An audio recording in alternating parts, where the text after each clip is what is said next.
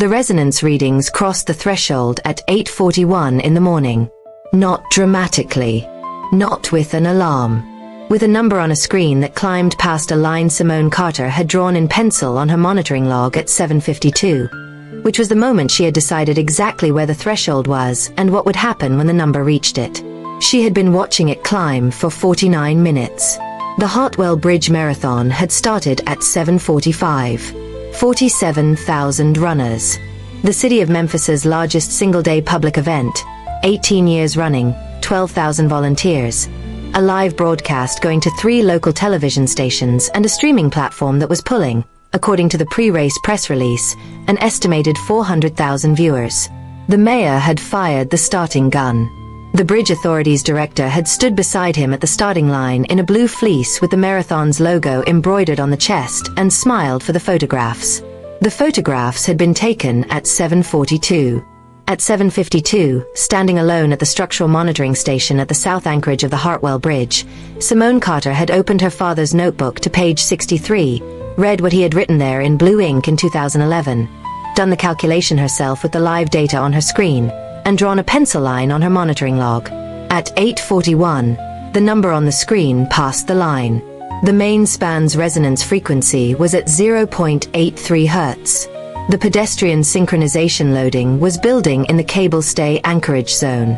The numbers on her screen were not an alarm. They were not a critical alert from the monitoring system. The monitoring system's alert threshold had been set at 1.1 Hz. A number that Simone had flagged in writing 8 weeks earlier as being set too high for the specific loading profile of a synchronized pedestrian event.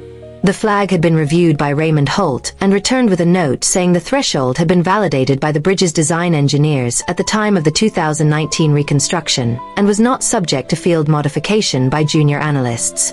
But this story does not start at the monitoring station. It starts earlier. Before we go any further, stop here and drop your city in the comments. Memphis, London, Lagos, Chicago, Vancouver. Wherever you're watching this from, drop it. This story starts on a bridge in Tennessee, and it ends somewhere I think you already feel. Drop your city and stay with me. Now, back to Simone.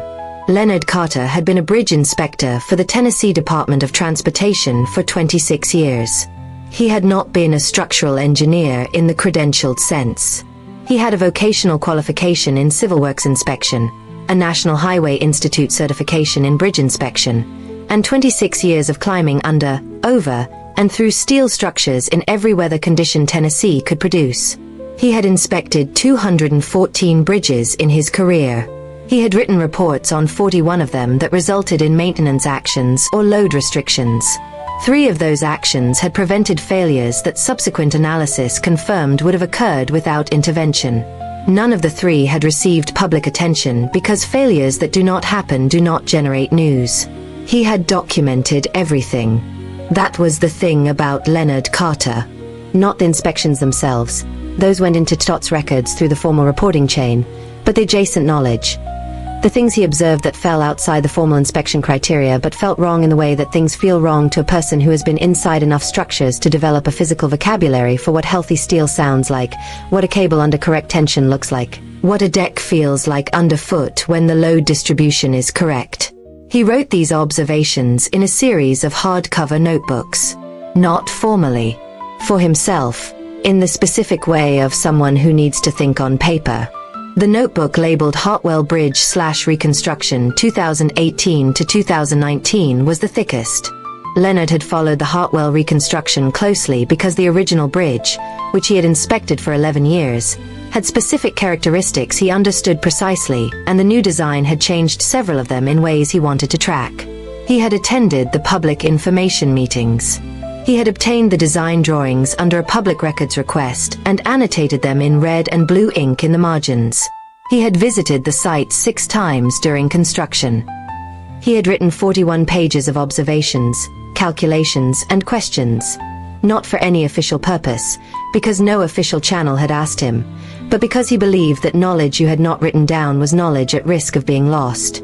On page 63, in the section titled Pedestrian Loading/Synchronized Events, he had written the following.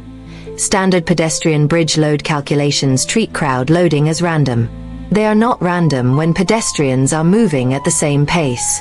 Synchronized marching, synchronized running, or any organized event producing consistent stride frequency across a population can produce resonance buildup in cable-stayed structures if the stride frequency matches or approaches the structure's natural frequency. The Hartwell's fundamental frequency in the main cable stay zone under current tension configuration is approximately 0.78 to 0.82 Hz. Typical running cadence for a leisure pace road race: 160 to 180 steps per minute equals 1.33 to 1.5 Hz. Half harmonic excitation sufficient to drive resonance: 0.67 to 0.75 Hz. Concern: extended synchronized pedestrian events on the main span. Recommend monitoring during any event with sustained pedestrian loading above 10,000 individuals. No such monitoring protocol currently exists. Note to self: raise with TDOT structural division. He had raised it. He had written a formal note to the TDOT structural division in 2020. The note had been received, logged, and referred to the Hartwell Bridge Authority for response. The Hartwell Bridge Authority had responded through their design engineer of record, who had reviewed the concern and provided a formal written response stating that the bridge's design loading had been calculated per AASHTO standards for pedestrian bridge loading, and that the resonance concern described did not meet the threshold for additional monitoring requirements under the applicable codes. Leonard Carter had read the response. He had added a note in red ink at the bottom of page 63. Response received. Disagrees. Design engineer may be correct, or may be applying code standards to a scenario outside the code's intended scope. I don't know. I am not an engineer. I know what I feel under my feet on that deck. I am not certain they are measuring what I am worried about. He had closed the notebook and put it back on his shelf. He had died of a heart attack in February of the following year. He was 57 years old. He had been clearing ice from the driveway of the house in Bartlett, Tennessee, where Simone had grown up. She had found him. She had been 27 years old. After the funeral, she had gone into his study and taken the notebooks. All of them. She had put them in the trunk of her car and driven back to her apartment in Midtown Memphis and sat at the kitchen table with them for 3 weeks, reading them in the evenings after work. She had read the Hartwell notebook twice.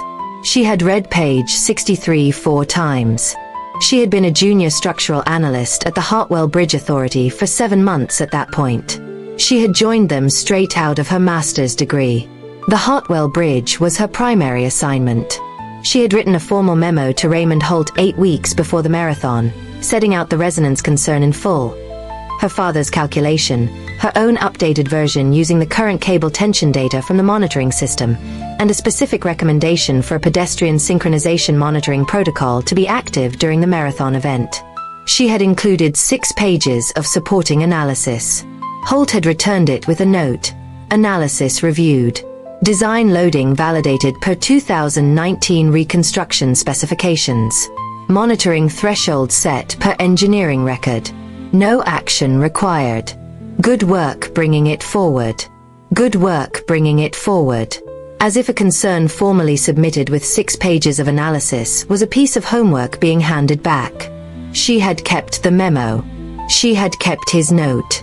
She had put them both in the folder she carried to work every morning, along with a Hartwell notebook, which she had been carrying since the day she found it.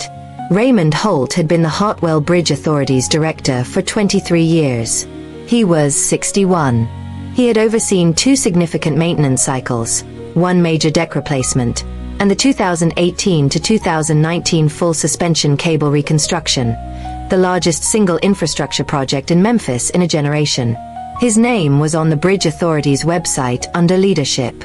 His photograph was on the wall of the conference room where the marathon's liaison meetings had been held. He moved through the authority's operations with the complete ease of someone who had built the institution's current form around his own professional judgment and who had not, in 23 years, been required to doubt the validity of that judgment in a way that had cost anything significant. He was not a cruel man. He was a man whose authority had been so consistently validated over such a long period that the experience of a junior analyst's concern was processed through the same filter as everything else.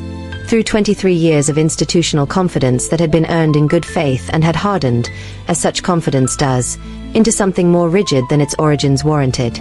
He had stood at the starting line that morning and smiled for the mayor's photograph, and driven to his office in the Marathon Operations Center, and was reviewing the race's live broadcast feed when Simone Carter called him at 8:43.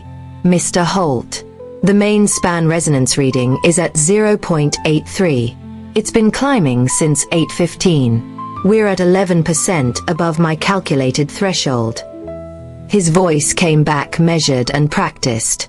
"Simone, we talked about this. The numbers are live. I'm looking at the screen right now. The monitoring system has not triggered an alert. The system's threshold is set at 1.1. I flagged that the 1.1 setting is. The threshold was set by the design engineers, not by a junior analyst's independent calculation." He said it without sharpness. He said it with the specific patient tone of a man who considers patience a form of kindness and does not understand that in this moment it is costing everyone in the conversation something they cannot get back. "We have 47,000 people on a marathon course. I am not going to initiate an emergency evacuation of the Hartwell Bridge based on a reading that has not triggered any certified alert. Mr. Holt, stand by for my call. I'm going to get the design engineer of record on the phone." She looked at the screen. The number was at 0.84. The design engineer of record was a man named Paul Whitfield. He was based in Nashville. He answered his phone on the third ring, which meant approximately 45 seconds had passed since she and Holt had spoken. Holt would have to explain the situation. Whitfield would have to review his calculations. The phone call would take at minimum 4 minutes. She looked at the screen. She looked at the monitoring log with the pencil line on it. She looked at her father's notebook, open to page 63, on the desk beside the monitoring terminal. She picked up the notebook. She read the last 3 lines of page 63 one more time. Not because she did not know them, because she needed the weight of where they came from in her hands before she did what she was about to do. "I am not certain they are measuring what I am worried about." She put the notebook down. She picked up her radio. She switched to the emergency coordination channel, Channel 9, which was the direct line to the Marathon's Race Operations Center, which coordinated with Memphis Police Traffic Division, which could initiate a bridge evacuation, and she keyed the mic. "Hartwell monitoring to Race Ops. I am calling a structural concern on the main span. I need to initiate a precautionary evacuation hold on the Hartwell Bridge deck. I'm a structural analyst at the Bridge Authority. I have live monitoring data showing resonance buildup in the main cable stay zone. I need to talk to the race director right now." A pause on the channel. Copy. Hartwell monitoring. "Who am I speaking to?" "Simone Carter. Junior structural analyst. Hartwell Bridge Authority. I need the race director immediately." Another pause. Then a different voice. Older, female. The flat precise register of someone who has been managing large-scale public safety operations for a long time. "This is Sandra Okafor, race director. What have you got?" She told her. Clearly, in order, without qualification. The resonance reading, the frequency build-up, the threshold calculation, when it was written and by whom, the current live data, the rate of climb. Okafor said, "What happens if it reaches 0.9? At 0.9, the synchronized loading will be producing lateral deck oscillation visible to runners. At 1.0, cable fatigue loading will be in ranges my father documented as potentially initiating wire fracture events. We have 47,000 people on that deck." "Your father," Okafor said. "Leonard Carter. He was a TDOT bridge inspector for 26 years. He inspected this bridge. He documented this specific failure mode." A 4-second pause. "Stand by," Okafor said. Standing by was not something Simone was prepared to do again. The Hartwell Bridge's main span emergency dispersal protocol, The procedure for moving large numbers of people off the deck surface efficiently and without panic required 3 things. First, the Race Operations Center to issue a hold instruction through the race radio network, which reached the marshals at every checkpoint on the bridge. Second, a public address message through the bridge's PA system, which covered all 1.4 miles of the deck surface at sufficient volume to be heard above a crowd. Third, the closing of the bridge vehicle lanes on both approaches to create clear pedestrian exit paths. Simone had read the emergency dispersal protocol when she joined the authority. She had read it again when she submitted her resonance concern memo. She had noted at the time that the protocol's trigger mechanism required authorization from either the bridge authority director or the race director. She had noted that both authorization routes ran through Raymond Holt. Okafor came back on the channel in 90 seconds. "I've got your bridge authority director on the phone. He's telling me the monitoring system has not triggered a certified alert and that your analysis is outside its validated parameters." The number on the screen was at 0.86. Simone looked at the screen. She looked at the notebook. She thought about the specific weight of Raymond Holt's note on her memo. Good work bringing it forward. She thought about her father writing, "I am not certain they are measuring what I am worried about," in red ink at the bottom of page 63, and putting the notebook back on the shelf. She said, "Ms. Okafor, I am 29 years old and I have been in this job for 14 months. Everything I am telling you came from a man who spent 26 years inside this bridge. He filed a formal concern with the state in 2020 and was told the design engineers had reviewed it. He did not know enough to argue with the design engineers. He knew what he felt under his feet. He wrote it down." She paused. "I am asking you to trust that someone spent 26 years learning something worth trusting." A longer pause. Then Okafor said, "I'm initiating a precautionary hold on authority of the race director. Get me the PA system and get me the approach checkpoint marshals on radio right now." "I'm connecting you," Simone said. She switched to the bridge PA coordination line. The next 11 minutes were the kind of minutes that are not experienced in sequence. They are experienced as a field of simultaneous things that your attention moves between at a speed that leaves no residue. Only the outcome, and the specific quality of the silence that follows the outcome.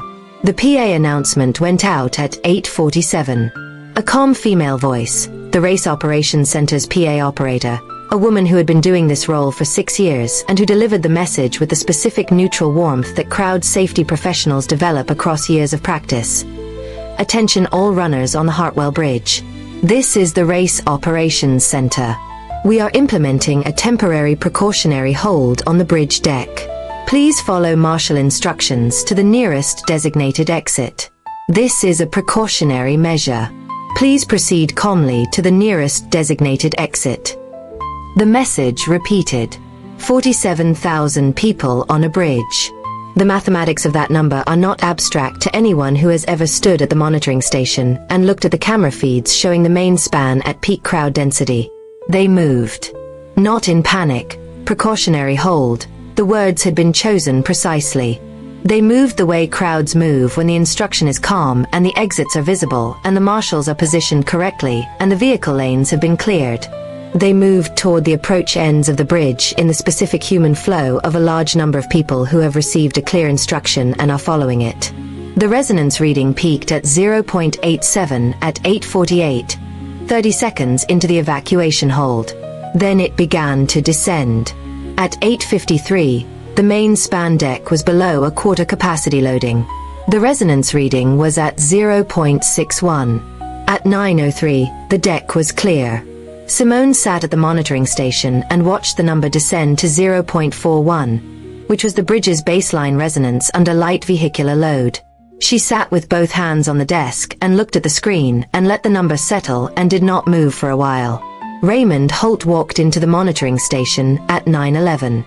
He stood in the doorway for a moment, looking at the screen, at the pencil line on the monitoring log, at the notebook open to page 63 on the desk beside the terminal. He said nothing for a moment. She did not look at him. He said, "Tell me what the readings show." She told him, clearly, in order. The 0.83 peak, the rate of climb, the evacuation initiation, the descent to 0.41 following evacuation. She placed the monitoring log on the desk so he could see the pencil line and where the peak reading had landed in relation to it. He looked at it. "Walk me through your father's calculation," he said. She walked him through it. She held the notebook so he could see the handwriting. She did not translate or paraphrase. She read it directly, in Leonard's words, because the words deserved to be heard as they were written by the person who wrote them. Holt listened. When she finished, he was quiet for a long time. Then he said, "I read your memo." "I know," she said. "I read it and I gave it back to you with a note that said no action required." He did not say it the way people say things when they are building toward an explanation of why they were right. He said it the way people say things when they are looking at the specific cost of having been wrong and are naming the thing precisely. "That was a mistake. Your analysis was correct. Your father's analysis was correct. I should have initiated the monitoring protocol you recommended." She said nothing. "The design engineers validated the threshold," he said. "They were not wrong about the code. They were wrong about whether the code addressed what you were measuring. That's a different thing, and I should have understood the difference." A pause. "I've been in this role for 23 years. I have not, in 23 years, had a junior analyst's concern turn out to be the right call when I overruled it." He looked at the notebook. "I want to tell you something honestly, which is that I did not hear you properly because of what you were, in terms of seniority, in terms of time in the role. And that is something I am going to think about carefully." He paused again. "Today was not the kind of thing I want to be wrong about." She looked at him. He was 61 years old and had been correct about most things for 23 years and had been wrong about this one and was saying so plainly, without decoration, in the specific way of someone who has understood something at a cost that made the understanding non-negotiable. She did not offer him absolution. She did not say it was fine. She understood that some things are not fine, and saying they are fine does not honor the 47,000 people who had been on that deck. She said, "My father spent 26 years in bridges and filed one formal concern about this specific failure mode and was told the design engineers had reviewed it." "I know," Holt said. He didn't have the credentials to argue with the design engineers. "I know that too. He wrote it down anyway," she said. "For whoever came next." Holt looked at the notebook. She closed it. She put it back in her bag. "I need to call my mother," she said. He nodded and went out. She picked up her phone. She found her mother's number. Her mother's name was Patricia Carter. She lived in Bartlett, Tennessee, in the same house with the driveway where Leonard had died. She answered on the second ring with the quality of a woman who had been watching the race on television, and had seen the hold announcement on the live feed, and had been sitting in the kitchen since with her hands around a mug that had gone cold. "Simone. Mum. I'm okay. The bridge is clear." A pause.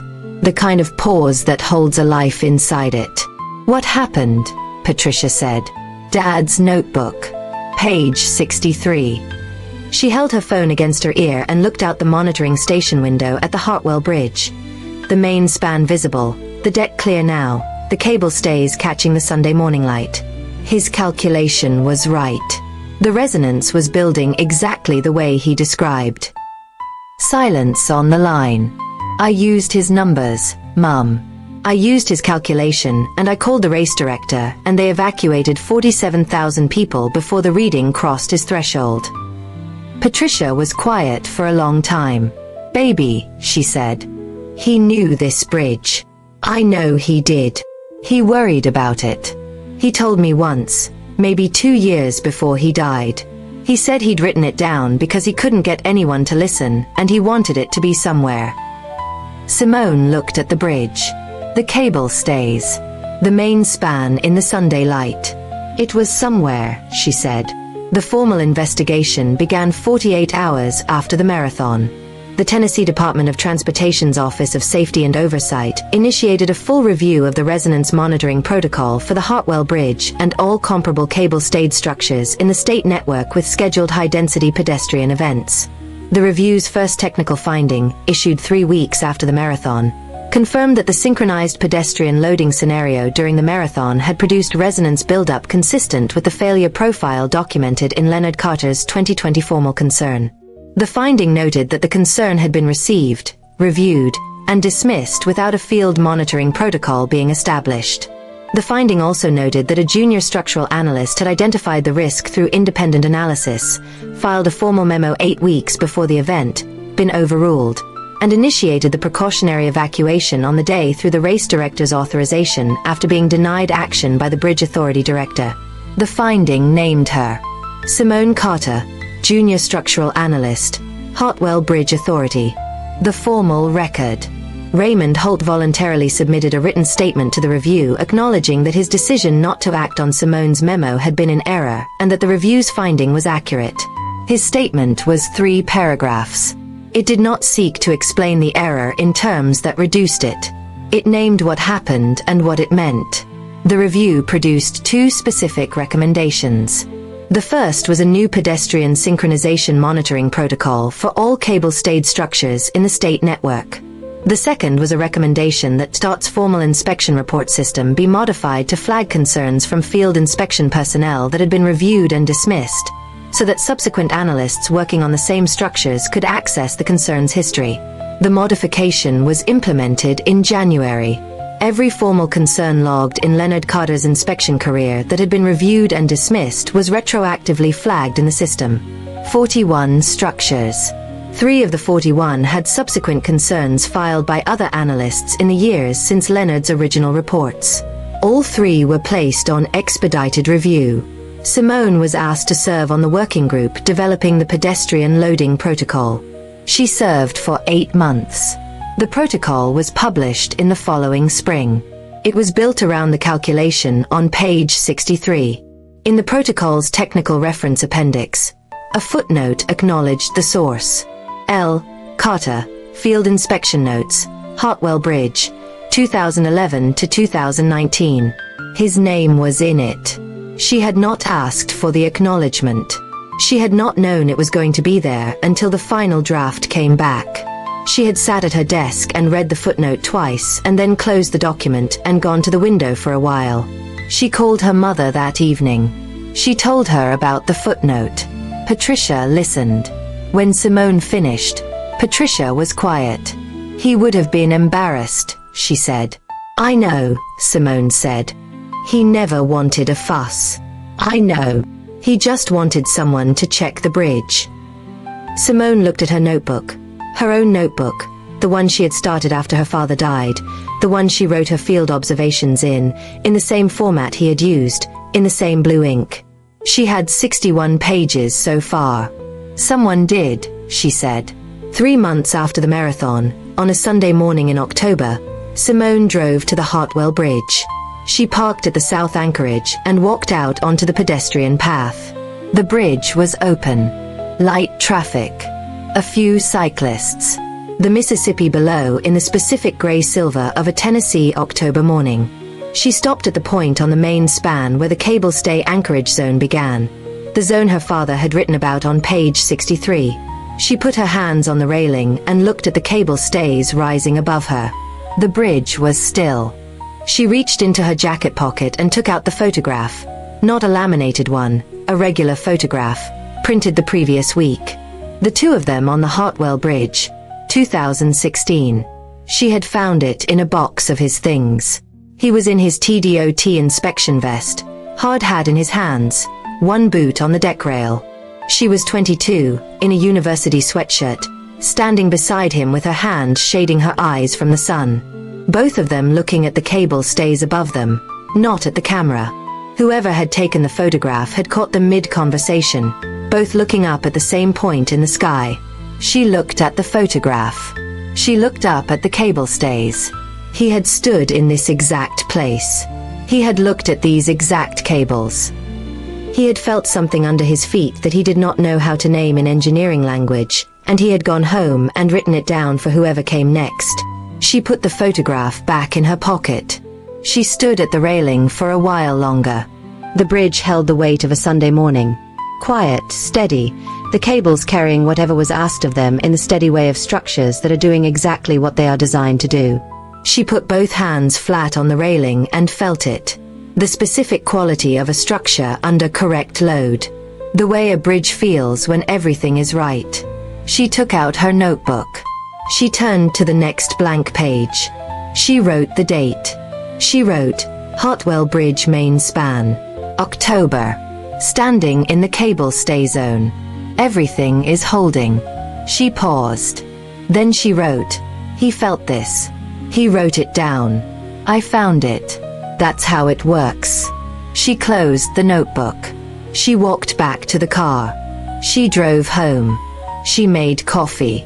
She opened her laptop to the structural monitoring data for the week, her standard Sunday morning review, and began to work. Wherever you're watching this from right now, drop your city in the comments. We want to know. Every city, every country, every person this story reached. This story starts on a bridge in Memphis, and it ends at a kitchen table with a notebook and a cup of coffee and a woman doing the work. That's all. That's the whole thing. Drop your city. And if this story put something in you, the weight of a notebook on a shelf, the feeling of knowing that someone wrote something down for you before you knew you'd need it, share it with someone who carries something their own parent left them. Subscribe to Noir Resurgence. Come back next week. Like this video if Leonard Carter's red ink stayed with you. He spent 26 years watching bridges. His daughter watched one bridge. The bridge held. That is how knowledge moves. We will keep telling the story of how it moves. See you next time.